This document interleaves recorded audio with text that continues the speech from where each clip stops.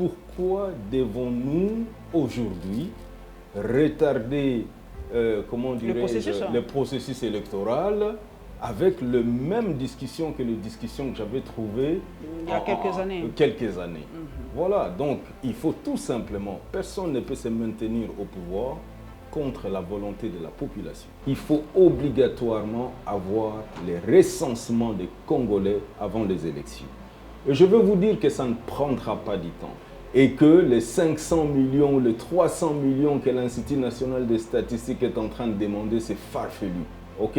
Donc si vous acceptez de devenir président de la République par les élections, eh bien continuez avec ce système. L'exercice de la démocratie exactement tel que vous êtes arrivé au pouvoir. Mais vous n'êtes pas arrivé au pouvoir par les méthodes africaines. Par la méthode africaine. Il faut être conséquent. On a vu au Burkina Faso, quand la population ne voulait plus de Blaise Compaoré, la population était dans la rue. Moi-même, j'étais au Burkina Faso. J'ai vu le président a pris son avion pour fuir.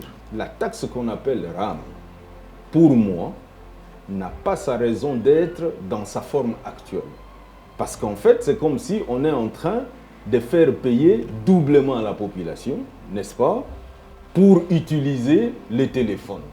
D'abord, les téléphones payent la douane, et puis les utilisateurs commencent à payer les téléphones, n'est-ce pas? Quand le prix des services est égal à zéro, mais quelle est la garantie de la qualité de ces services-là? Aujourd'hui, on dit qu'il y a gratuité de l'enseignement, ça veut dire que le prix du service qu'on appelle enseignement de base est égal à zéro et que l'enseignant n'est pas payé. Même s'il partait parce qu'il est forcé de partir, parce qu'on va dire tu combats la mesure phare du président de la République, mais il va s'asseoir derrière et cette gratuité de l'enseignement est en train de tuer la qualité de l'enseignement.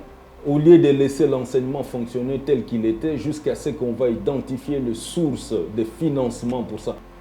Déjà dans les universités, les instituts supérieurs, l'État ne donne rien. Cette gratuité de l'enseignement, c'est une mesure populiste.